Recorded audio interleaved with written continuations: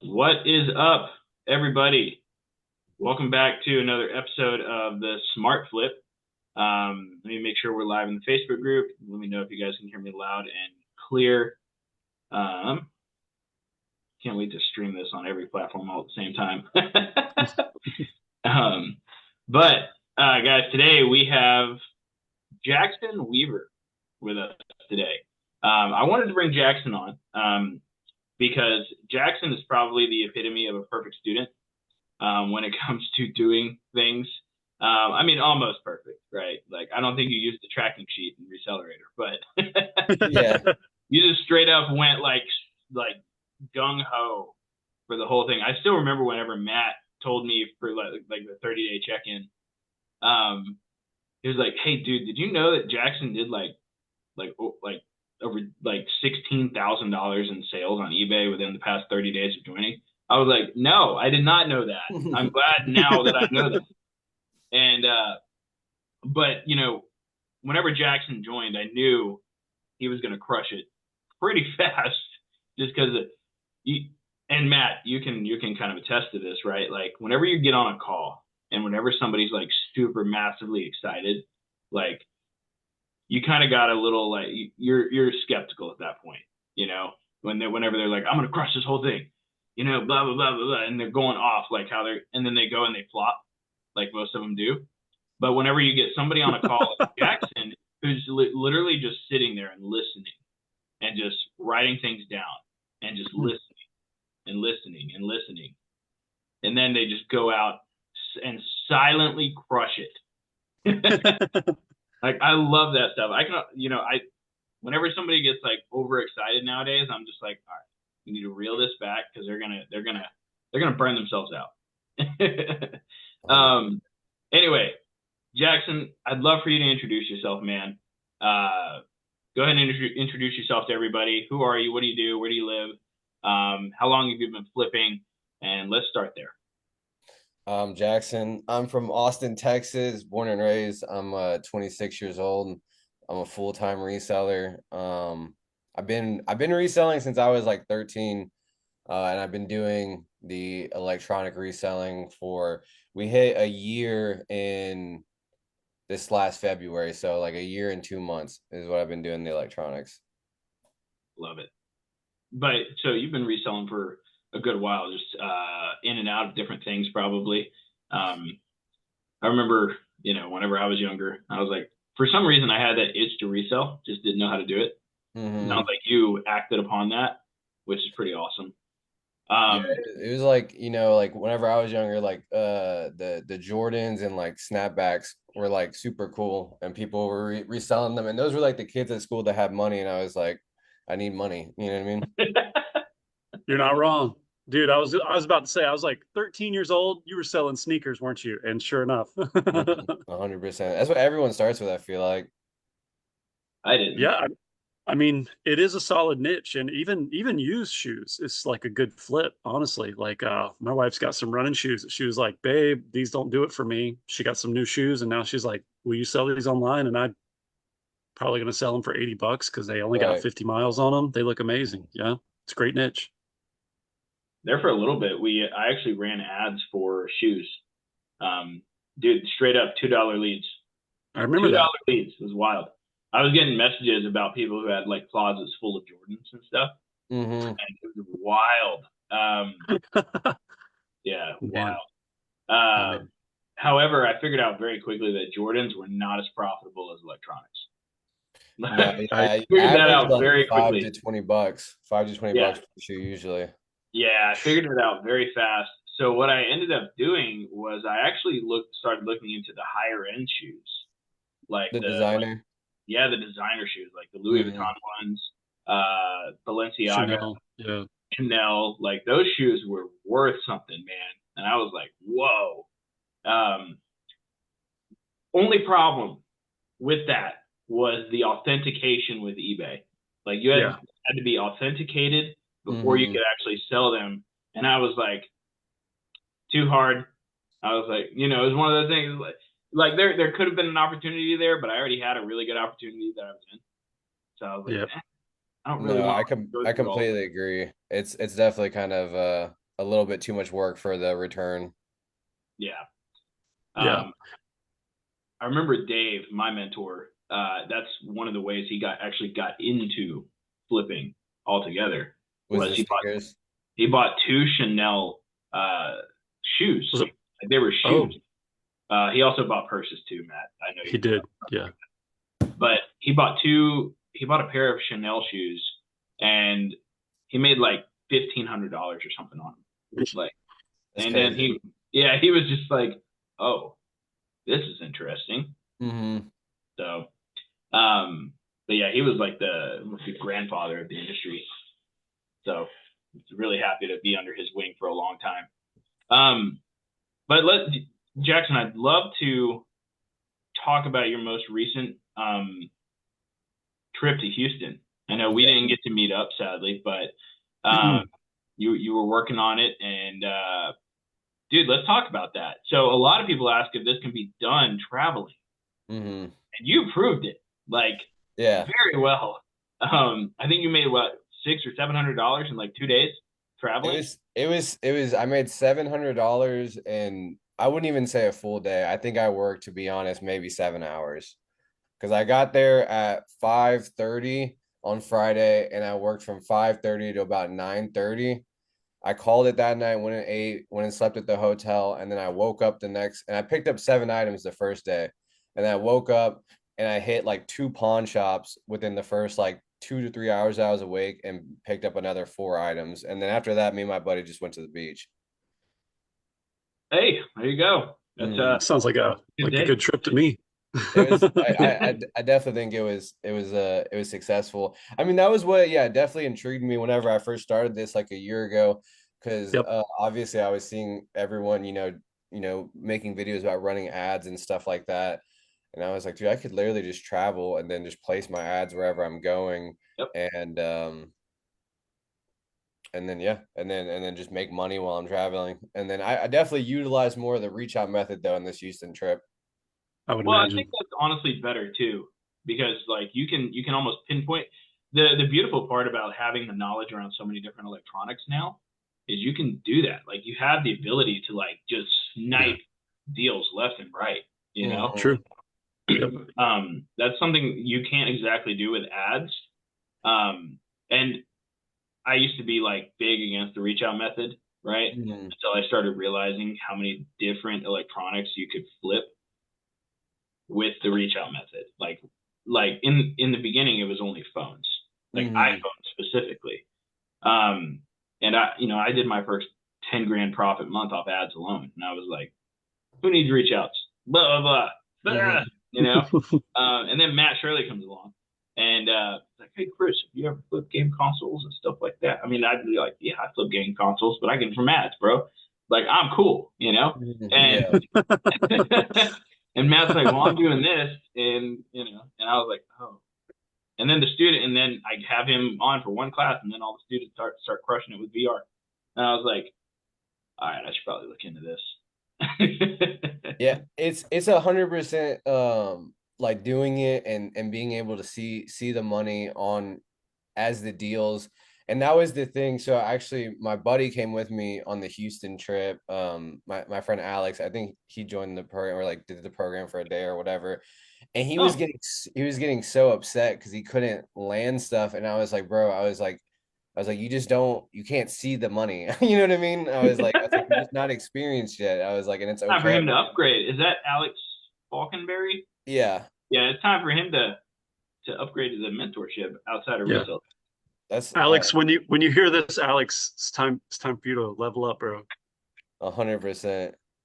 I'm level up. You just got the resale deck package, my man. It's time to, you know, time to get that direct.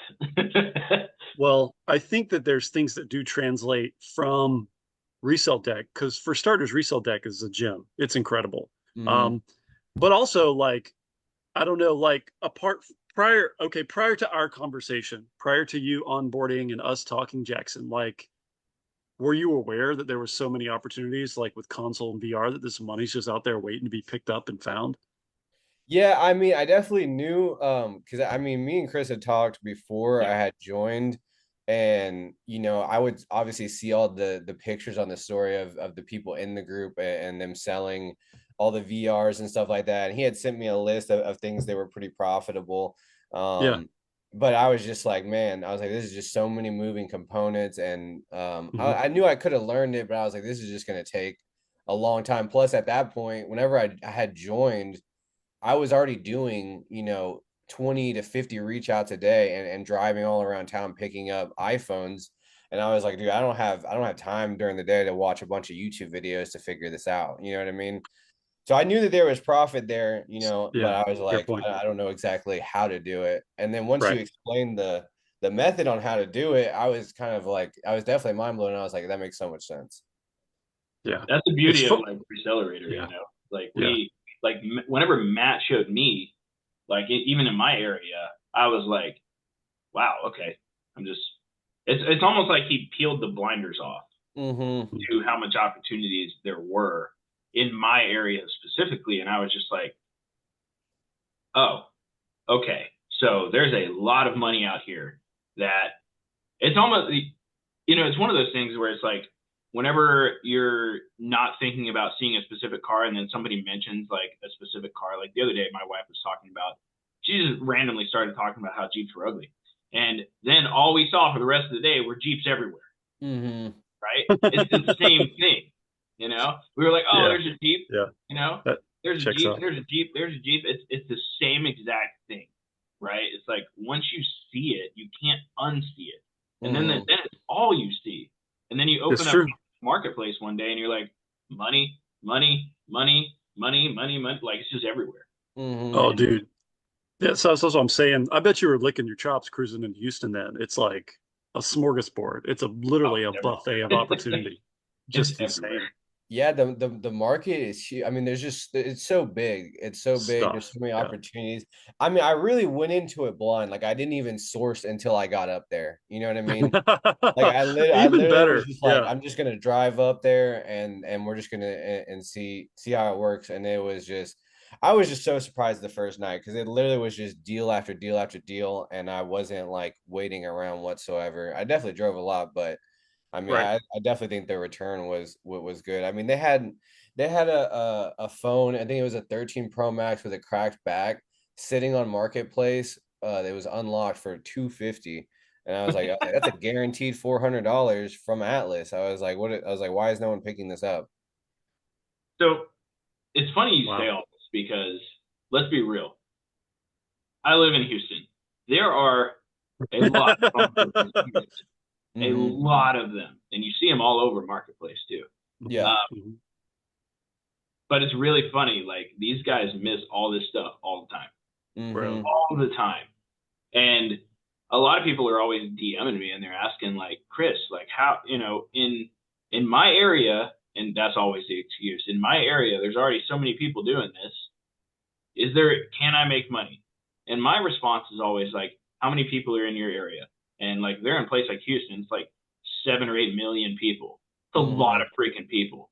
And they hit me back with their location. Let's say it's like 500,000, right? Mm-hmm.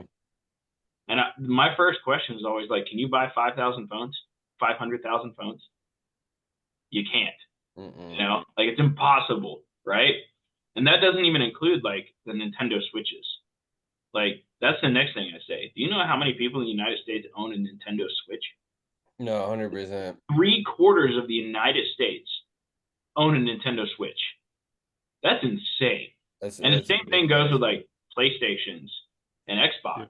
Yep. Just Yep. divide that by half between the population. I mean, um, and it's like, if you're only reaching out on iPhones too, you're setting yourself up for failure, to be yeah. honest. Like the people see iPhones as way more shiny, and so they're a little bit, they hold that a little harder than, versus a Switch or a virtual reality headset or something that has been collecting dust for a couple months. Yeah. The cool Yeah, thing dude. is for that stuff that does collect dust, it's like they're so disinterested in it that the Mm-hmm. margins and the ROI is crazy. It's like, okay, a good phone flipper, what do you think? A good phone flipper probably does what, 40, 50% on average, would you say, Chris Jackson? Uh, it's more like 20, 30 on phones. Okay.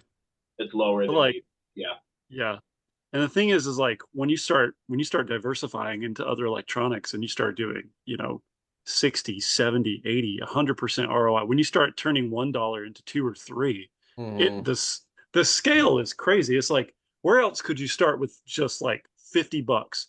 Shoot, even 20 bucks, right? Yeah. And go buy some trash console that nobody's interested in, put it on eBay, flip your money, repeat that process 5 times over, and now you've got $200-300 to start buying bigger electronics and phones, and literally you have a business.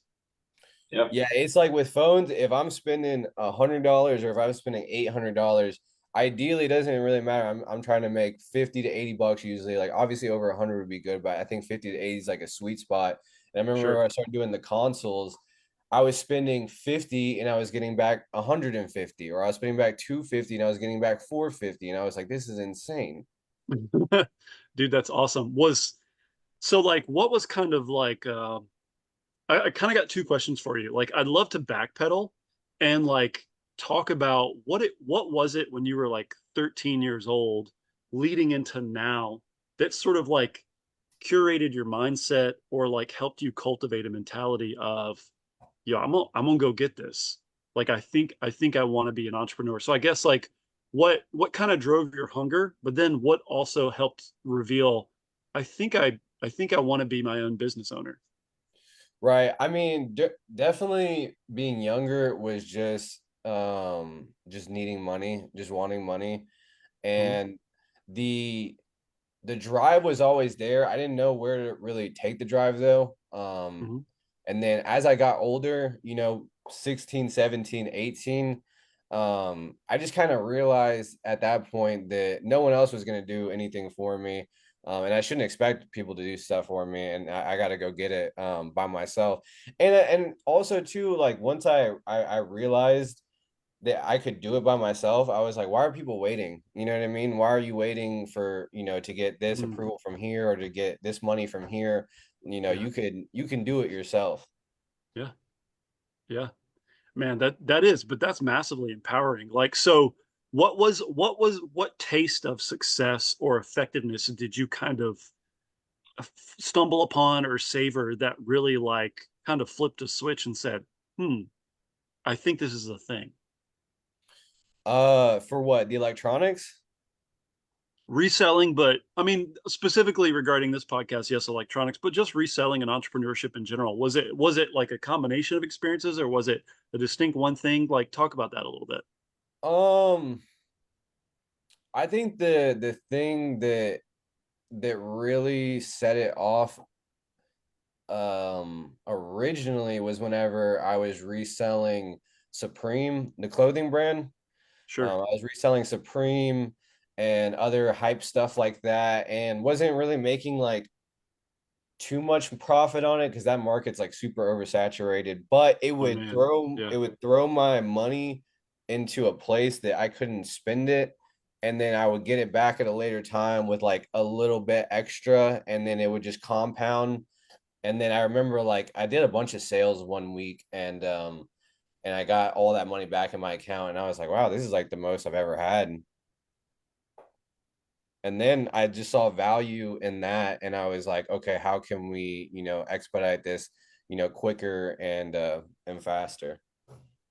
Right. And so at what point in this journey, because you're 26 now, you said Mhm. 16, 17, you're doing kind of hype beast stuff, sneakers, clothing brands. At what point did you say, maybe it's electronics? Like when did you kind of pivot into that lane? So I mean, I was doing the sneakers and stuff like that, and then I stopped for a little while, just because I was dealing with some health stuff that I'm not going to get into, Hmm. but I started doing the electronics whenever I was working at this freight brokerage that they made a decent amount of money. There was people on my team making like 40 to $50,000, but I was in there in a down market. And so I just needed to make some extra money. And I was just looking, I was like, okay, I'm gonna get back into doing the Supreme stuff, doing the clothes and stuff like that. And then I kind of just stumbled upon this deal. It was like, oh, get a iPhone 11 for like essentially like like $100. You would go to, I think it was like Boost Mobile. You bring them a number and they'll give you a brand new iPhone 11 for $300. And I got that and I sold it for, or I got it for 100. I sold it for 300 the very next day. And I was like, okay. I was like, let's do this again. And Yeah. then I was like, I can only bring these guys so many numbers. So I was just like, I'll just reach out to people on Marketplace and buy their phones and resell them. Right. So that's what some people in a that's very sub niche because that's called a loop, right? Hmm. That's a loop right there. If anybody knows about that in the resale game, where you can just kind of take a hustle and put that on repeat and go Hmm. score some cash. But yeah, okay. So yeah, you sell an iPhone and make a quick $200 extra. That's pretty sweet. Um, and so now you're moving in this direction. At what point, let's see, you said you've been a full-time reseller now for what, a little over a year, maybe like 14, 15 months? I've been doing the reselling for a year and 2 months. I went full time in September. So Okay. like half a year at this point of doing it full Yeah. time. Okay. And I think you and I connected on a call. Maybe it was November, December of last year. It was yeah, I went full time and yeah, I think I did like a month and a half and then I joined Recelerator, already going full time. Cool. So what then sort of segued you into like kind of being in our neighborhood? Like how did you find yourself? Like did you find a video of Chris's or what was it? Yeah, I mean, anything like I have such an obsessive personality. It's just always been that way. Like Yeah. if I'm not interested in something, like I'm not gonna learn it. It's just there's nothing you can do. But if I'm interested in something, I will literally learn every part of it. So yeah, I think it was just I was looking up so many videos on running ads because that's what was coming across was everyone who was doing it on YouTube. They're like running ads is Yeah. your money maker. You know what I mean? Yeah. And so it was just yeah, I think yeah, I just kept coming across Chris's video and then um Money Man Jeff. Yep. All right. Yeah.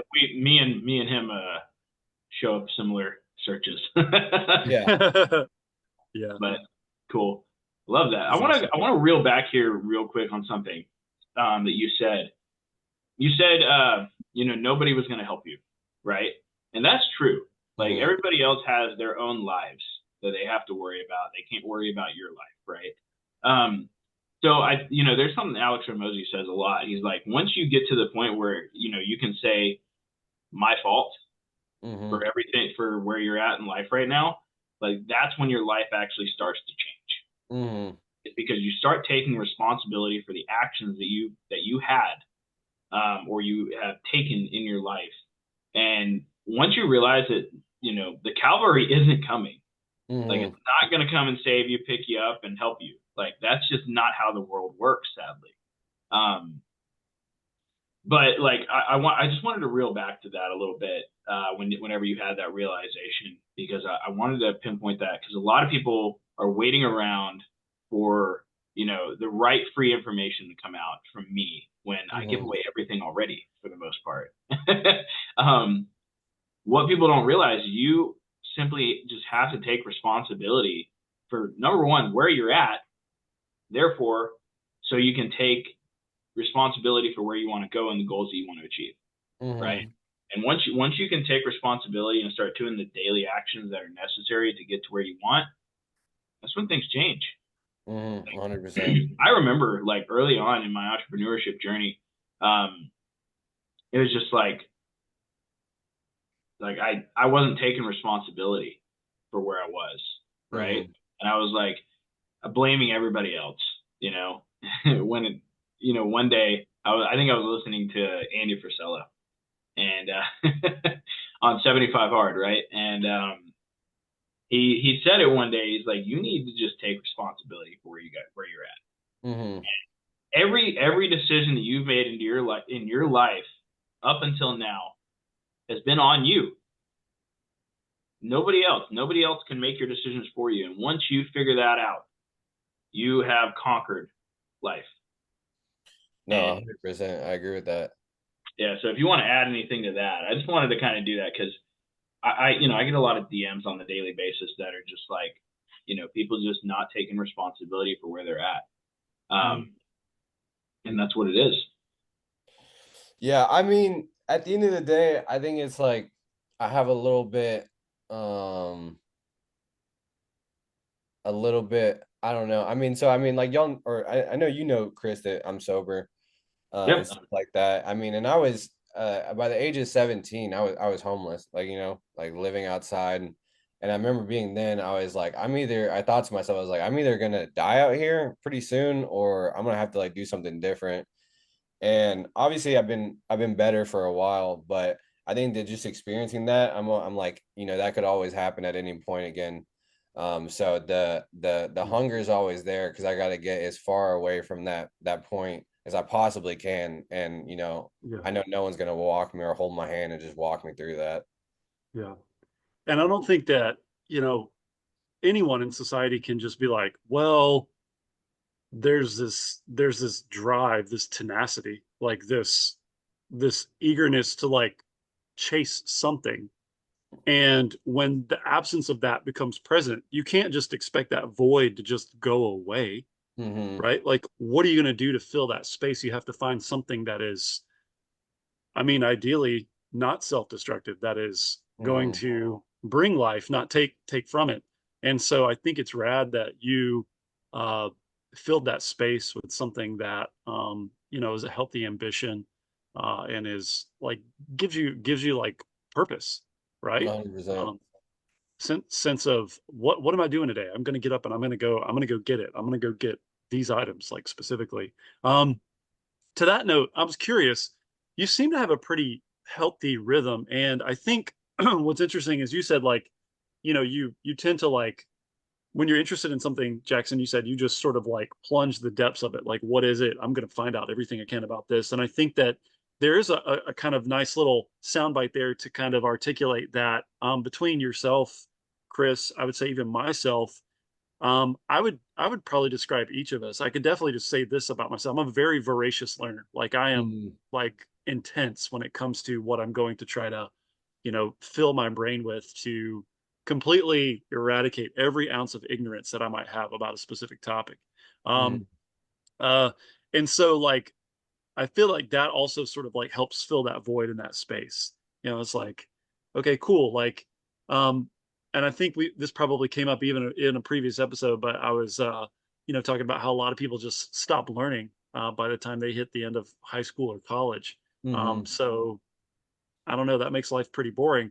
But in regards to your specific habits and your daily rhythm, you seem to have a really healthy rhythm and discipline to this process. Could you talk about that a little bit to kind of hit that mark of consistency that I think has come up in our conversation before about the importance of reselling and seeing that result, seeing that financial success just come in on the regular. Yeah, I mean, there's just like, you know, wanting to learn, having something that I want to do, and then doing. I mean, I get no greater dopamine hit than that, to be honest with you. And then I think it's about Love being it. realistic with your goals and what you're doing, and actually, sitting down and being like, I want to accomplish this number or this thing by this day, and then putting into that practical experience on a day to day what you need to do to hit those numbers. And if you're not taking inventory and and doing that, I mean, everything's not going to be peaches and rainbows. Like, I think being an entrepreneur is being solely being a problem solver. Like, I'm obsessive when something Absolutely. when something happens that doesn't go my way. I'm gonna sit there and I'm gonna figure it out so it doesn't happen again, or it can have a better result in it. um and I think, also with the discipline and stuff like that, I mean, uh, I also, I'm pretty hard on my diet right now, and I work out 6 days a week, and I think that discipline, also, goes into every other aspect of my life. I have a pretty like strict regimen on a day-to-day basis. Mhm. So I definitely think it's beneficial, and it clears my head and makes me a sharper thinker. No, man, that's Absolutely. so true. Hmm. I wouldn't. So currently on 75 hard again, right? Hmm. And the reason I'm doing that, number one, my wife decided to do it with me this time, which was a game changer. But dude, like when I'm on it, I'm as sharp as can be. Like the work gets done no matter Hmm. what. Whenever I'm not on it, it's interesting how it works, right? It's like I kind of give myself a little grace, and I start to fall off a little bit, and stuff like that. And it's all because I'm not on that or working out. I don't think people realize how much your body, like being disciplined in your body, translates over to being disciplined in your mind. Because It's it's a like direct correlation. a direct correlation. Like for with 75 hard, Andy's like, you got to do 45 minutes no matter what. Every single workout, you have, it can't be 44. You can't miss a drop of water. Like once you start doing that type of discipline, it moves over to your daily reach outs. It moves over to responding to your leads. It moves over to following up. You're like, that's just how it works. And I didn't start realizing that until I got my body right first.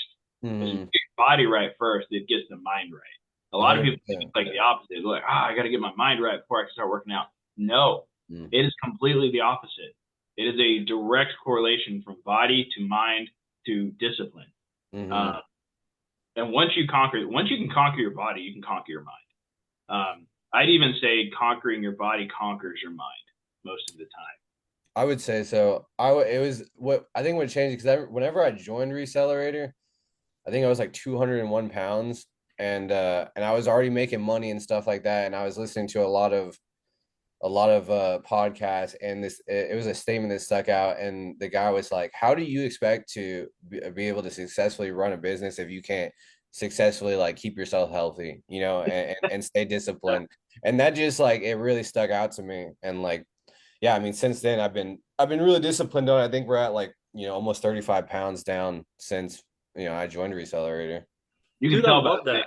Good for that was you, something man. I was going to bring up today. It was like I've seen like between our first interview and like now, there's like in your face, there's a huge difference, right?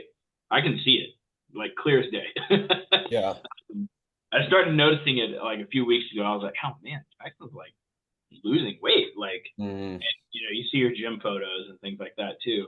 And I love that. I love whenever people see that part and then they start doing that. And honestly, that's something I want to add into Recelerator is like, you need to get this stuff right. Because this, and I know it doesn't make sense because what does working out have to do with flipping phones, right? It has a lot more to do with it than you think, right? It's simply the fact that is how you do anything is how you do everything, That's the best way to sum it up. I mean, we all work out, like all three of us. Matt just finished up a workout right before this, so I'll be doing. We'll be going. Yeah, today is for free for all Friday for me. So I like to really name things on like the day that they are, right? Yeah. So Monday is Max Out Monday, right? It's Tricep Tuesday. Wednesday is Walk It Out Wednesday. Thursday is Thigh Thursday, and then Friday is free for all Friday. Probably what we named Saturday and Sunday, but because we work out 7 days a week right now. Yeah, it's brutal, dude. Well, I think 75 hard. It's like 75 days. It's 75 straight freaking days. Right. So it'll actually be like 105 straight days because my wife failed, so I failed with her. There you go. And we were just like, you know what? Let's just restart, do the whole thing. And so it'll end up being 105 straight. So literally a quarter of a year straight of double workouts every freaking day. There's been so many days where 2 weeks ago, my foot for some weird reason just started like the pain was excruciating. Like I don't know why I could barely step on my heel, but I've been through that stuff before, right? Like I've done 75 hard before, and those are the 75 hard pains. They just start happening out of nowhere, and they are painful. But what I found is as I kept doing the workouts, the pain just subsided. Like it would go away. Same thing, like I had a back thing from maxing out a week ago, and like my lower back was killing me. And I knew just from just doing it before, I was like, all right, this is just part of it, part of the game. And that translates over into life too. When you get pain in your life that you don't think you can get through, you can get through it. You got through it here where it was physical. This is just mental pain, right? Mm, Which is honestly a lot easier to deal with than the physical pain sometimes, depending on what it is. But there's a huge correlation between working out and and doing well in business. Yeah, I 100% agree. I think what a lot of people fail to realize is that in your life, like once you have kind of in the science world, they would call it a locus of control. Like once you have a control group, like as a kind of a centrality, like a central figure to like build other disciplines around, what you're already flexing those muscles like mentally and in terms of Mm, like I would say that discipline can have a hypertrophy just like muscles can. Like it's mm, something that you can work until it starts to work for you, not just in one capacity, but in other capacities. And so I would say to everybody that's listening to this particular segment between Jackson and Chris and myself is like if you're wondering how to advance your resale game, or maybe one reason why success just continues to like elude and escape you is maybe that your normal is undisciplined, or you just don't have one thing that you can start to throw a lot of intentionality and action at. And as a consequence, kind of like what Chris was just saying, if you take action, it seems lots of times that belief will follow, right? When you take that mm. first step to post an ad and you're not convinced that there's going to be some sort of, you know, pot of electronics at the end of the rainbow, you just do it, right? And then you prove to yourself, "Oh, okay, look at this." I talk to people on calls all the time that are like, "So I just go buy this item, I just go buy this Oculus over here and then just put it on eBay and that's what I do." And I'm like, yeah, do that a few times. Like prove to yourself that you can actually make money. And I watch the confidence just start to slowly surge. And I literally watch people prove themselves wrong, right? That, hey, we don't have to have a scarcity mindset out here living in the world. There's product and money and opportunity freaking everywhere. Like you can Mm. source your city, you can go to another city, right? Uh, you don't have to work for the man if you don't want to. You really Yeah, don't. you definitely don't. Yeah, it's just about trying it and like don't think you're just not gonna take any L's. I mean, and be grateful for the L's you do take because that's just a lesson at the end of the day, and It's learning, you can baby. you Yeah. can tweak it from there. Like recently, I kind of stumbled upon videos of people doing like the retail arbitrage, Mm. and it piqued Yep. my interest. I probably watched like 4 or 5 videos, and then I was like, okay, let's just test it out. I went and spent like I think I'm almost at like $1,000 of just like random stuff that I looked up on eBay, and I'm like, all right, well, it looks profitable. Let's see how it goes. Oh yeah. Yeah, I mean, once you find a good opportunity, right, it always leads to these other opportunities, almost always. Mm-hmm. Yeah. Like you just absolutely crushed it in the pawn shop. Mm-hmm. Like, did you watch Pawn Shop Profits or did you just go in? I saw it when y'all were making it. I don't think I ever watched it, but I mean, I didn't really have to watch it to get the gist of it. You know what I mean? Not hard. Yeah, and I think I had did it like I went to a pawn shop or two like I think a couple months ago, like whenever y'all first made it, didn't have much luck, and then whenever I was in Houston, there was a pawn shop literally right across the street from the hotel, and yeah, I went in. They had this iPad ninth gen sitting for just yeah, I think it was like 230, and I was like, "What's best you can do?" And I think they gave it to me for like 140, and I was like, "Oh, I sold this for 200 all day." I was like, "Sure."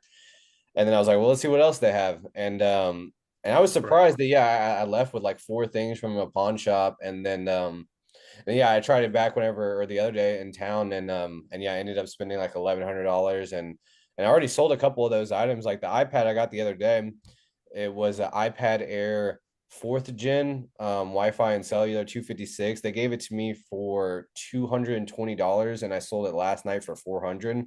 So Mm. $180 flip at a pawn shop. And I Work, mean, dude. Yeah.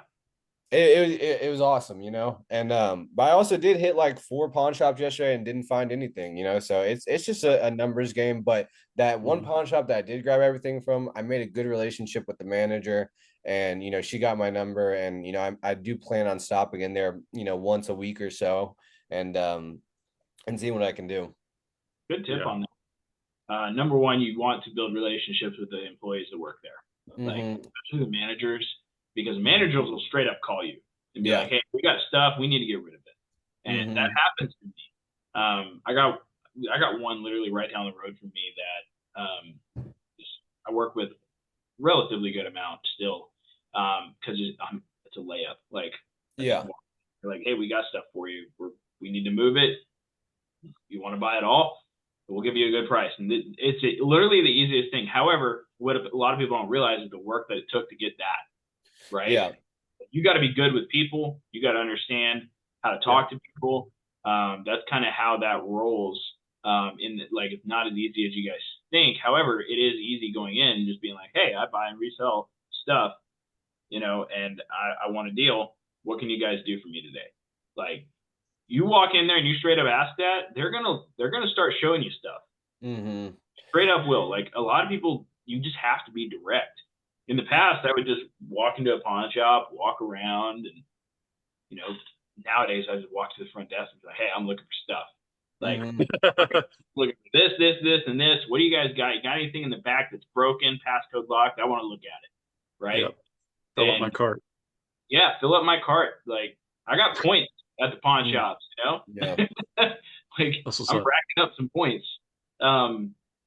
But yeah, Matt, I'm gonna let you ask a couple questions. I gotta go do something real fast, and I'll be right back.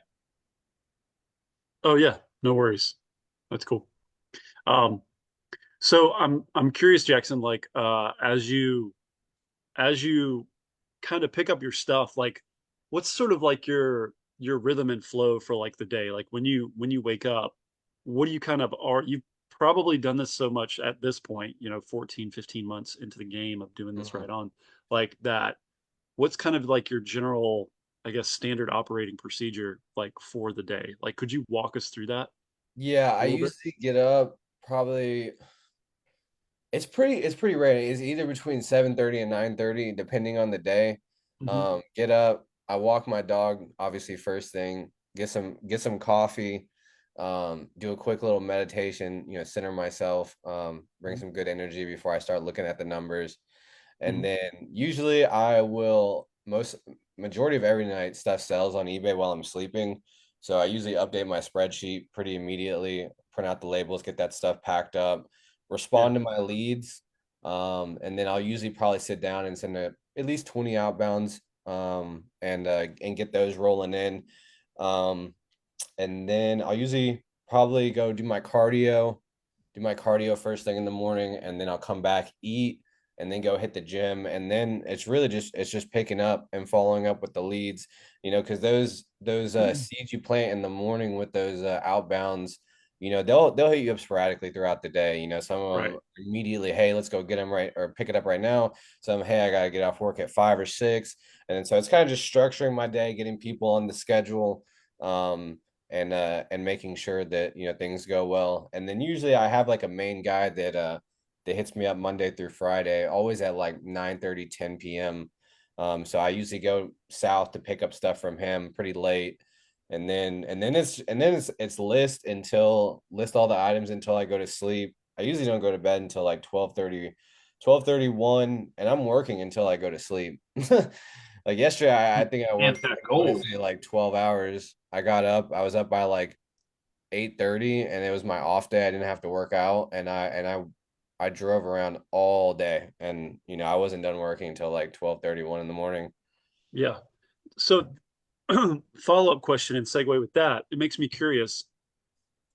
That didn't just happen overnight. You didn't just wake up and that was your day, right? Mhm. So at what point do you feel like this became kind of a kind of like a rote routine, almost like a mental, like a muscle memory, but also like kind of like mentally like you're locked in. Like in other words, it doesn't feel like a regular job. It just feels like, yeah, this is my day. This is what I do, and it's normal. Like when did that Yeah, start to feel normal? at the end of the day, it doesn't matter how long I'm working for. I enjoy it, like flipping stuff, getting stuff for profit. Like I said, it gives me the best dopamine hit, so it doesn't feel like work. Plus, I love driving Agreed. around. Like cars are my passion, so like I don't mind driving around making money. It's my two favorite things in the world. Let's Um, go. I like and that. And so yeah, obviously like I think it obviously just changed as soon as I took it full time, like that was, a huge step. And I remember, yeah, the first day that I was full time, I woke up and the first thing I did is just sat on Marketplace and I messaged people until they said yes. Look I at him love it. getting these right now. Yeah. People are like, come get my stuff. Right. My bad. I didn't Yeah. touch So the I sound want to button. add something here. You keep referring to dopamine hits, and I Mm-hmm. like that because it shows me that you're very aware of what's happening in your brain, right? Mm-hmm. I also do a very similar thing. Is like I chase the dopamine because I know that that creates usually a positive thing for me. It's like Mhm. if I keep chasing that like dopamine hit, the flips are a massive dopamine hit. Like Mm-hmm. I don't think people realize that. Like they get you massively excited. The only problem with it is it goes away, right? So you have to Yeah. keep doing it and over and over and over and over again. And the more you do it, the better it gets. But over time, it does lessen a little bit. Um, However, like that's one reason I love like the local flips the most because Mm-hmm. not only do you get a dopamine hit from buying the item, but you also get it from meeting the person. Mm-hmm. A lot of people don't know that. I know that because I met thousands of people. But Are you like, talking about reselling back on Marketplace? I mean, there's that, but also like meeting the other person that's selling their device. For me, that's a pretty massive dopamine hit when I'm able to help them out, right? Right. A lot of the time, let's be real, these people they need money for their electricity, their water, their whatever, right? Being True. Mm-hmm. able to kind of help with that gives me a very large dopamine hit. And I like to say dopamine hit, and I say it in real life too. Like I'll tell my wife, yeah, this is a huge dopamine hit for me. And I think being able to realize what's happening as it's happening is very important because a lot of people call it a high, right? Mm-hmm. While it kind of is, I think it's important to realize what it is, what's happening in your brain. That way you can recreate it multiple times throughout the day. Because if you can get the dopamine hits multiple times, it just keeps you going. It creates essentially motivation, Oh right? yeah. I mean, dude, yeah. Um, Yeah. If you stick with it, dude, there's days you just do insane amounts of oh money yeah, a day, you were and amazing. you feel on top of the world. Yeah, 100%. Yeah. it was amazing. I Um, think I think it's fascinating if I could interject this just quickly that the way that I think, and the one thing we're kind of all saying, but maybe just talking around and haven't just like this is that the money is almost becomes a byproduct of like the due process of what you get to. Like, in other words, if this is input output, it's like, oh, cool. And oh, by the way, guys, I made $1,500 a day. So yeah, there's that. And the funny thing is that people will hear this or people will think about reselling or they'll, see your videos, Chris, or, maybe they'll see like me talking to somebody or whatever, but they'll make that the reason, right? And they get this very like results driven kind of focus. And it's like, no, we're not into the results. We're into the process, right? yeah, Like we're in the details of what is causing this to like the eventuality of this is, oh yeah, and by the way, you're probably going to make $500,000 today, like with what you're Mm-hmm. doing. But like it's a byproduct of all these other kind of micro decisions that were made and then yeah. linked together. And so the thing is like people think it's like one magic bullet that's going to do all this, and it's not. It's the synergism of all these things. Like when this stuff comes together, like it really, you're right, Jackson. Like you have some really fire days where you're like, dude, I freaking killed it and it was Yeah. awesome. And yeah, and it's like I said, I mean, like, yeah, like the money's cool and everything, but yeah, I enjoyed the process more of it. You know what I mean? I definitely enjoy the process and figuring out. I mean, it's Yeah, like being an entrepreneur is being a problem solver, and it's just like, yeah, yeah, and figuring out how to make that amount more, and yeah, it's super cool. And then, dude, it takes a lot of work. Like, dude, I change it up, weekly. How my business looks this week will look different from next week. There's other things I'm Yep. implementing, old methods that I'm trying again, yeah, doing new methods. I mean, you gotta switch it up and get yeah, everything incorporated into one. yeah. One of our It's students recently, and you can try this, Jackson, recently figured out a way to really get referrals from Mhm. reach outs. Funny enough, Navon, I don't know if I talked to you about that yet, Matt. Navon's brand new to the business for the most part, and he figured like got his back into a corner because he bought a fake phone like his first week, you know. Mhm. And so it kind of backed him into a corner. And whenever you get backed into a corner, that's where all innovation comes from, right? Yeah. So every person he started meeting up with, he started asking aggressively for referrals. He was like, Mhm. "Hey, I will give you $5 right now to send this text to your family group chat." Yeah. Like, and he started getting referrals like crazy. Um, That's it's so solid. funny to me. It is solid, and that's why I love having like a community of people. Mhm. All those ideas can merge, and build everybody. Yeah. Therefore, everybody makes more money, and so that might be something you want to try out with your test. I'm going to try it out. Um, so I've been trying to find a good referral system for a while now, and I've tried many methods, like, but never really asking, I guess, directly in person, which I don't know why I didn't think of that. I think Yeah, that's also what probably paying I would. people a few extra bucks is gonna help Yeah, produce No, it some definitely. referrals too. I was doing that, but for a Google review. I'd just be like, oh, if you leave the review right now, I'll cash app you another $5. yeah, work. Yeah, absolutely. That's great. And I mean, Solid and idea. that's the thing. I feel like reviews are priceless, especially good ones. You know what I mean? Yeah. A lot of people, so I was talking with Aaron the other day. We had him on for a call because he did that deal with the laptops where he made like 15 grand in profit. Insane, dude. Insane. A lot of people don't realize though, like how many years of work like led to that. Mm-hmm. Like Right. it wasn't just a one-off thing. Aaron he's been in over 30, it could be 40,000 messaging conversations at this point. Oh, easy. Easy. That's a lot to only get one of those deals out of that. Mm-hmm. Those deals are few and they're far in between. Yeah. Um, so you have to understand, like a lot of people think that that's like a regular occurrence. It is not. No, yeah. And it's about building your brand too. Like he's known, I'm sure, in his city. People know him and hey, if they need stuff going, sell it to Aaron. And it's the same way with me in my city. Like I get a lot of free inbound leads just because I'm constantly posting on my story that I'm buying stuff. And it Mhm. wasn't just like, at the beginning, people just see that and then start reaching out to me. It's usually after the 10th, 20th, 30th time they see it and they're like, dude, I have something laying in my in my drawer. You know what I mean? Yeah. And it's Yeah, about building your brand and telling people what you do. that comes Yeah. back down to people need to be reminded more than they need to be taught, right? Hmm. So like if people see you constantly, and this is one reason Resell Deck and Recelerator has grown is because I'm everywhere every day. Yeah, you will not go one day without seeing me, my face, Matt, or Aaron's face. Um, Yeah. and it's the same way with the phones. Like whenever you're posting about the items that you're buying, and for all of you listening, one thing that you guys can do is every time you buy a phone, you can be like, "Hey, just cashed out this person," and then tag them either in Hmm. Instagram or Facebook. If you do that, here's what it does: it shows you to all their friends Hmm. for free. Also, the photos with the customers is huge. Like if you Yeah. start tagging those people, making friends with those people on Facebook and the socials, that Yeah. goes a long way because not only are you hitting your audience, you're also hitting theirs.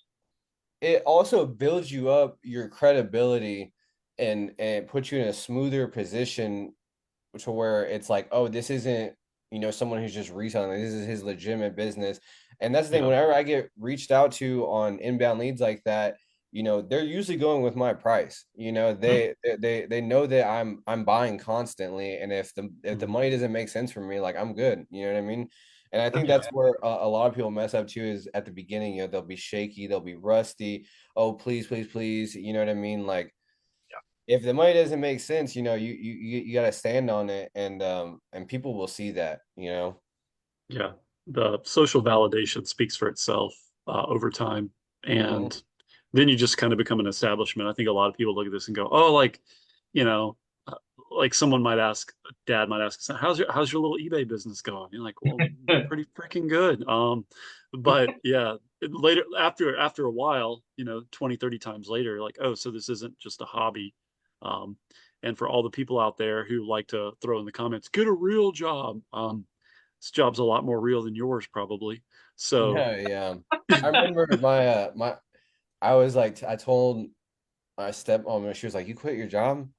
I was like, "Yeah." And I don't think she like really like understood what it was. And then I had to obviously do the all the taxes for it this year, and Yeah. I was like, "Oh, can you help me out with this?" And then I was like, "Okay," I was like, "Here, look at the numbers," and she saw what I was making, and she was like, "This is 1 month," and I was like, "Yeah," I was like, and that's really not even that much. I was like, I do a lot more local sales than this, and she was like, "Oh my God." People don't realize it, right? Like, Hmm. um, Yeah. it's Owning so your own fun. business is a cheat code.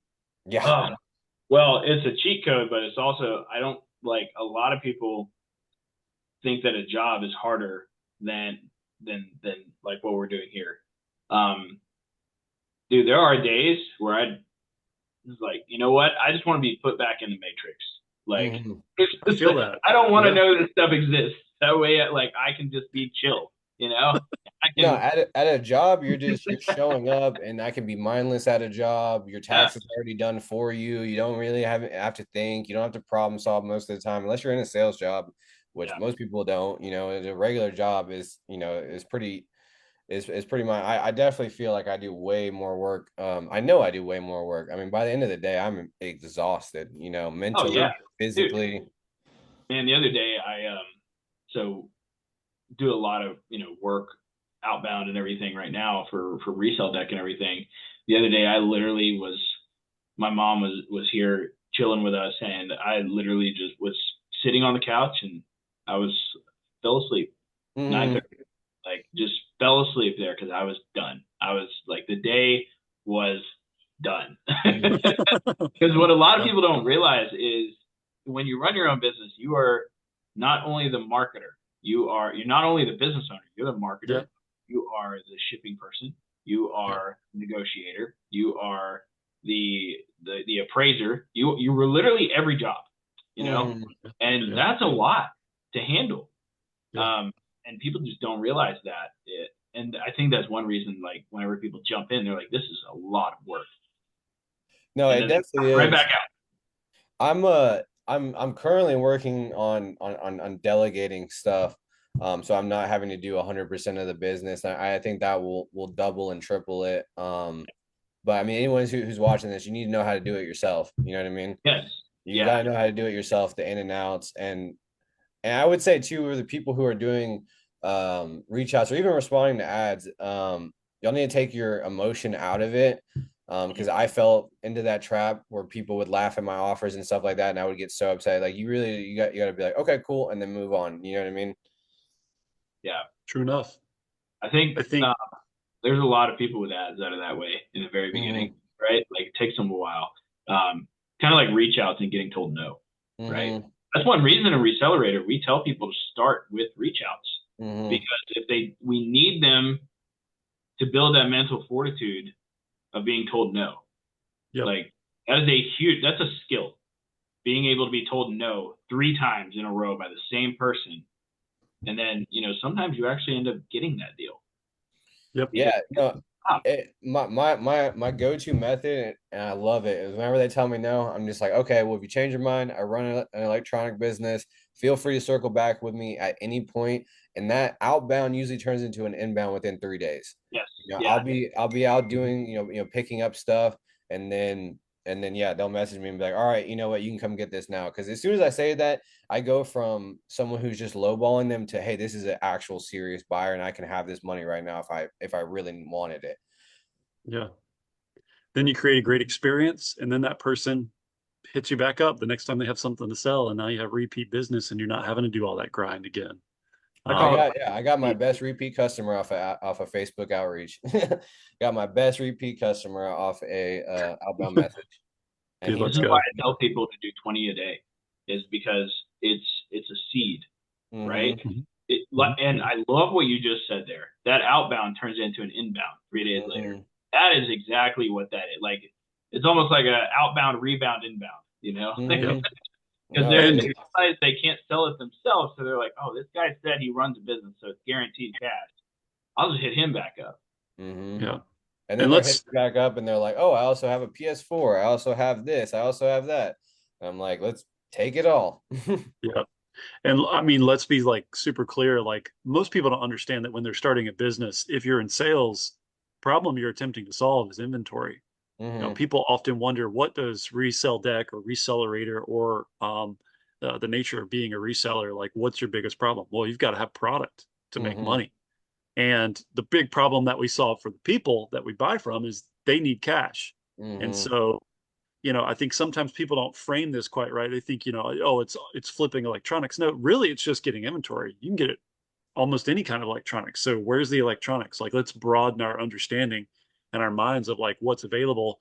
Also, let's broaden our understanding of what we really do for people. Oh, there's people everywhere that need cash. There's a lot of people out here I could help and could benefit from my business. And suddenly you stop looking at everything. The world's not small anymore. It's much Mm-hmm. bigger.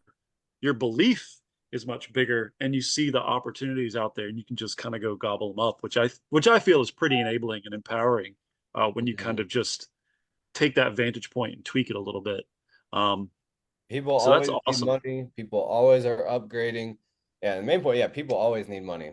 In the world we live in, you Yep. know, I think it's like 50% of Americans don't even have like $1,000 in their bank account. Yeah. So, I people need remember money. watching an episode of Undercover Billionaire one time, the very first season, which I recommend, by the way. That was a Yeah. very, very good series to watch on Discovery. Um, the very first thing he did, you guys know the very first thing that he did to make money? Started flipping things. The That's fire. very first thing he I said that was mean, the fastest way to get cash influx fast, yeah, right? yeah, Not only did he flip, that was the first thing he did. He also flipped a house later on in the show, right? So he made most of his money like to get his business off the ground by flipping things, right? So, and one thing he said, he's like, I've done this before. Whenever I was first starting out, the first thing you got to find is a buyer for something, Mm-hmm. and he found a buyer for tires of all things. And so he's like, all right, I got a buyer, right? Cool. And then he's like, I need to go find some tires now. So let me go find the tires. And he found some tires, just abandoned tires everywhere in that Mm-hmm. building. Yep. And they're everywhere too. You know, it's kind of like pallets in a Yep. way, right? There's pallet buyers, and there's also pallets everywhere. And um, what I really liked about that is we already have buyers. Like the buyers Mm-hmm. are already out there. They're yep, everywhere. You know, you got eBay. There's buyers there. You got Mercari, buyers there. You got direct buyers. There's buyers for these electronics everywhere. yep, And that's the beautiful part about this is like it's not a buying issue. It's not a selling issue that you have most of the time. Most of the time, you're just not getting enough product, which means you're Mm-hmm. not getting enough leads or you're not doing enough outbound. That's the yeah, problem that most people have. A lot of Mm-hmm. people think all of their problems are going to be solved when they get the best buyer. I'm sorry, like it won't. Like that's Yeah. not your problem. Your problem is you don't talk to enough people. there it is. When you talk to people, you make more money. That's it. That's just the game. Mm-hmm. Yeah, yeah, So the buyers are easy to find. You post in my Facebook group, 3 of them are going to hit you up. You know? yeah. Exactly. No, yeah, 100%. Yeah, I don't feel like the nature of like the numbers and that side of the hustle can ever be like overstated. It's like I think some people, you know, that I've onboarded or brought into the Recelerator program or talked to about Resell Deck or just talking to like flippers is like they thought they were just going to buy a course and start making like a couple grand here and there. And the thing is I think first you got to build up that skill set. You got to get yourself acclimated to what is required to source the item, to prove to yourself that you can sell the item, and that itself surprises me sometimes still how it just so quickly weeds out people. It's like, Yeah. oh, you thought the money was just going to manifest on your desk or in your bank account. Mm-hmm. Um, it works if you work it. Yeah. No, yeah. I know that statement all too well. Why For we sure. started a coaching program is to, number one, like not only give the information, but also to give very actionable steps towards getting the devices. Like our onboarding call in Recelerator is wild, right? Like Matt obviously hosts that. And Matt, you find like 15 to 25 deals almost every onboarding call, like Mm-hmm. that people can make $300 to $500 in profit with Yeah. literally Yeah. that week. I think when I onboarded Jackson, I found him over 15 deals, Yeah. probably inside of like 30 minutes. And most people, I had some one people pick are up like, like I don't know, within Jack, 20 what was your minutes. reaction to that, Jackson? Because I never stop and ask people, hey, what do you think? You know what I mean? Like, I'm just like doing the thing and then I'm on to the next one. I was just like during that call and looking at the deals and everything, my the wheels were just turning so fast in my brain. And I was just like, okay. I was like, I don't even need to hear anymore. Let's just do this. And yeah, I went in, I picked up one of the items. I think it was like 20 minutes after we ended the phone call. I remember that. I remember that. Yeah. I And I love Yeah. think that. I made I it was an Oculus one. I paid $60 and I got back $150. Bro, That's how quick that's this fire. happens once you have the right knowledge, right? Yep. Hmm. And you take the correct actions. Because I mean, if you would have just went through a course and thought about that, you probably wouldn't have started reaching out right away. You probably would have, And this is actually something that I figured out that most people do. Like I know Jackson, you probably don't do this. You're very big on action taking very quickly. Um, but like as I became a coach and kind of started holding these people accountable, I realized very quickly that a lot of people will go through an entire course and not implement anything that they learned right away. Bro. So I had to remake my course. And I literally said at the end of almost every video, I was like, all right, now go do this. You know, like Hmm. stop this video, stop watching, And, go do it and and implement it. implement it. That's where the money is made. You can get all the information in the world. I made a post yesterday about this actually, where it was like knowledge versus action, I think. Experience. Yeah, knowledge versus experience. Yeah. Hmm. So like knowledge can be scattered all over the place. It can be scattered in your brain, right? And you can be like, oh yeah, I know that, but do you really until you actually go and do it? Like I don't think you do. Yeah, that's Yeah. what I was just telling because I was around all my family that it was my grandpa's funeral and my cousin was like, "Oh, do you have any advice?" He wanted I forgot what business it was, but he's like, "Do you have any advice?" And I was like, "You can pay for all the knowledge in the world." I was like, "But I was like, you can't pay for the experience." I was like, "You got to figure out, you got to put the boots on the ground and see what's working for you and what doesn't." Yeah. It's true. I like this because I think the thing that people want is like they want the transformation, they want the change, they want that result, and they got the information, but they don't realize like the centerpiece of that is application. Like it Hmm. literally is action. You've got to put traction point to what you've learned into practice now, and then see the result. And if you so for anybody that ends up listening to this here's Jackson's story that comes across Chris's program videos that just you find yourself like not getting the results that you want. The thing that's the key piece that's probably missing is like you might have good knowledge in your brain, but you probably haven't put it to action or you haven't put it to action aggressively enough Hmm. to bring about the desired result. But it's possible. And don't quit whenever the first thing that happens that goes wrong, because things are going to go wrong every day. I think that's where a lot of people fail. That something will go wrong, they won't make as much money, and then they'll be like, "Oh, this doesn't work," and it does. You just have to, you just have to figure. I mean, whenever I started, I think I took a L the first after I bought the two iPhones. I was like, okay, I'll do AirPods. I bought 10 pairs of fake AirPods, and I was like, all right, well there was a waste of $500. But I wasn't gonna be like, oh, this doesn't work. I was like, okay, how do I check and see if they're real? Or better yet, just don't buy AirPods. You know what I mean? And Yeah, that's a rule. I don't buy some of AirPods. them are so fake. Like they're so good Hmm. on the being fake that you It's can't true. tell if they're fake. Yeah. You Like 100% can't. they are so good at making them now that I just don't buy them. Like Yeah. I do not buy AirPods even either. somebody who's bought them before and I know what AirPods look like, I use them. Like you cannot tell. Like Hmm. you can hook them up to your phone and it'll say AirPods and it's wild. No Um, thanks. so I'm good. I just don't buy them. There's just, I'm not gonna take the risk unless they're Yeah, I from don't. If there's anyone out there that knows how to legit check AirPods, we would really appreciate it. Just gonna put that plug out Yeah, there. someone with I as much actually, I experience actually do. as you. Oh, oh, The okay. biggest Like to know. giveaway is if they're sealed specifically, that little apple piece that you rip off Yeah. it'll be perforated and not straight. That's the easiest way to tell. The Oh, fake ones are perforated, and I figured that out. And after that, I went and looked on Marketplace, and I'm not even joking, 95% of the listings were fake. Like you wow. could see the perforations, and it's because yeah, these it's the younger kids. They'll go on DH Gate and stuff like that. You can get them for $10, $15 a pair, you know, Right. and then sell them for 40, 50. I mean, I know there's kids that build whole businesses off them, and I'm like, if you let people know that they're fake, you know, I'm not knocking the hustle, you know. Yeah. Yeah. I just feel like, you know, what goes around comes around. And if you make your money off of scamming people, eventually, That's what I'm saying. Yeah, if you let them know they're fake, because that's so I had all those, and I sold a couple, and I let people know I'm like, hey, like if because they were asking me about AirPods, and I was like, I do. I was like, they're fake though, and if you want headphones for $40, they look yeah, exactly the same. And they're like, yeah, I'll take them. right.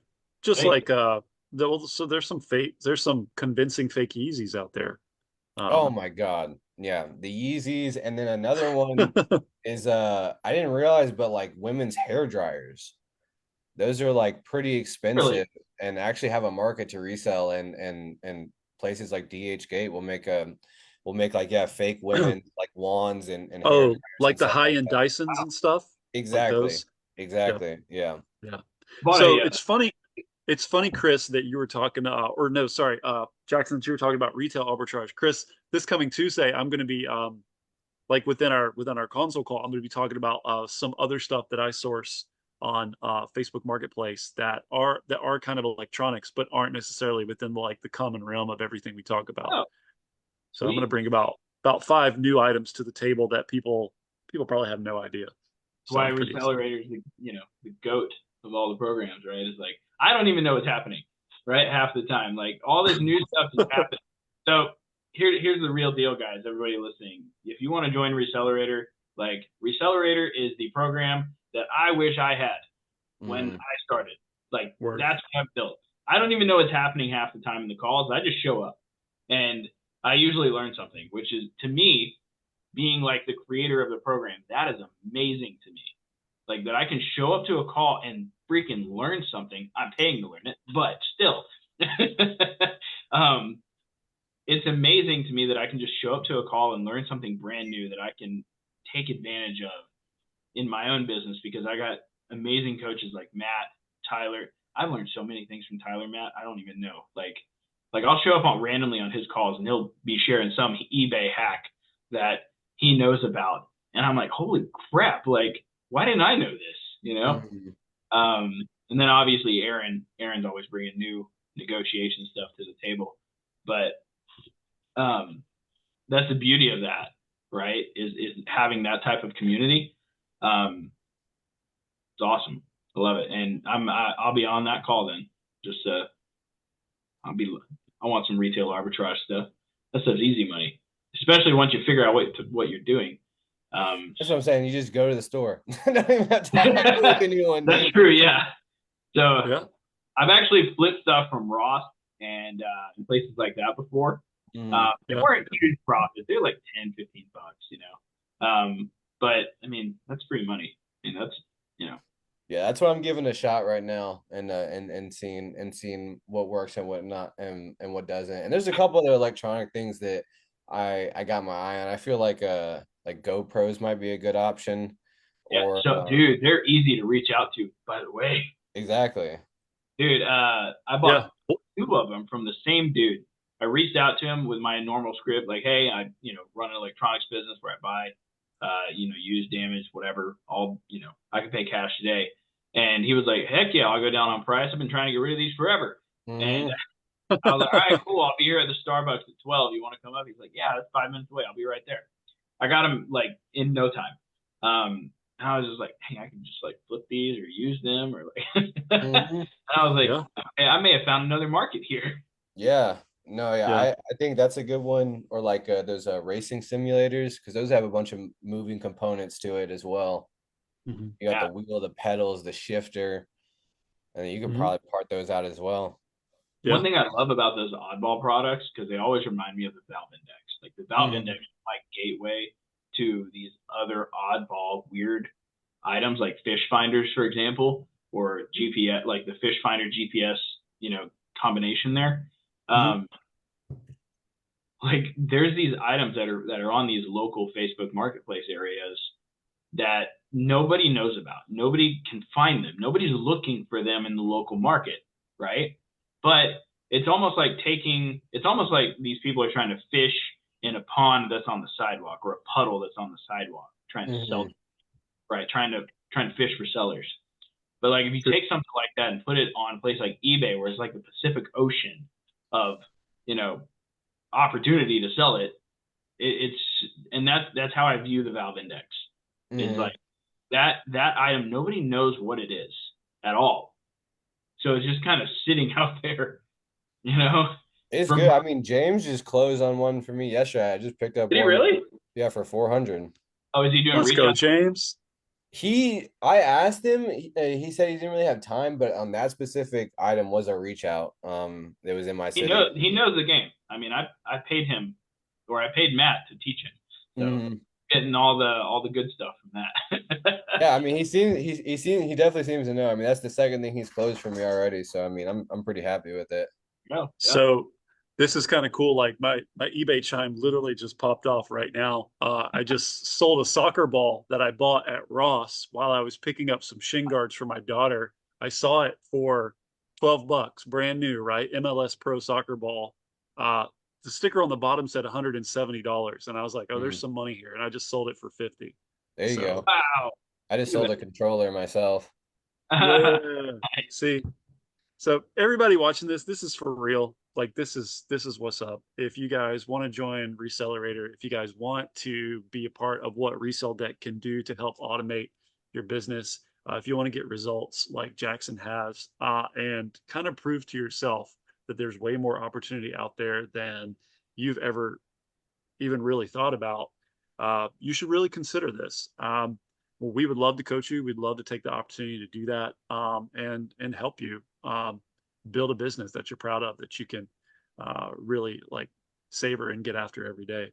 Um, Jackson, I'm just kind of curious. Is there any kind of maybe like closing thoughts or you know essence of wisdom that you would like to share or dispense to anybody?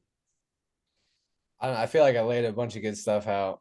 Sure I did, think yeah. yeah, just Oh, for putting man. into work. It's I don't know. You gotta want it at the end of the day. If it's not your thing, Yeah, it might not work. But if you yeah, really want it, and then you just do the things that you're taught, it'll work out. It's not gonna happen overnight. I always say, like, pyramids or whatever, empires aren't built overnight. Like, you really gotta put in the work. And and yeah, and that's the thing. Like, I mean, people, because I have friends, and people tell me, and they're like, "Oh, they're like, you're doing so great right now. Like, how does it feel?" And I'm like, "Well, if you knew like the effort I put on a day-to-day basis, like, it's like, yeah, but it's all, seriously, yeah. but like, I really do work for this. You know what I mean? And it's only going to continue getting bigger because I'm putting in that effort every single day." I Yeah. love it. So, for also those that want a little bit more insight on Jackson, Jackson does have a YouTube channel. Mhm. It's a fire YouTube channel where he shows like himself picking up deals, doing all sorts of stuff. I love his videos. I want to do videos like that. For sure. Working to get to that point. Working on my video game right now, but I'm gonna drop his YouTube channel in the first comment of the Facebook group, also the first comment of YouTube, because we do change the description every now and then. But definitely check out his YouTube channel. I love his YouTube channel. He did a whole episode on going to Houston and buying the 12 or whatever items he bought. And I absolutely loved it. Kept me engaged the whole time. And it was super cool to see, him picking up the Oculus Quest and all sorts of stuff. Super, super cool. And just for clarification, I know I've had a couple of questions like this lately. What's the difference between Resell Deck and Recelerator? Recelerator is our coaching program. So you can get Recelerator on the back end of Resell Deck. Resell Deck is available with a 14-day trial for the 97 package and the $197 package. But Recelerator is on the back end. Book a call for that. We do have to make sure you're a good fit before you join, because we do not bring on people that we think are going to be a gigantic headache or aren't going to do the work. because we want our success rate to be high. So we weed people out, just so you guys are aware. But you guys can check those things out. They're in my profile and probably somewhere inside of the group and YouTube channel. With that being said, guys, this has been another episode of the Smart Flip. Jackson, dude, happy to have you here. Hope to bring you on another time later on. Yeah, let me know. More than willing to. Absolutely. All right, guys. With that being said, we're gonna go ahead and finish this one up. Let me go ahead and stop the cast. See you guys later. See you next week, and keep flipping.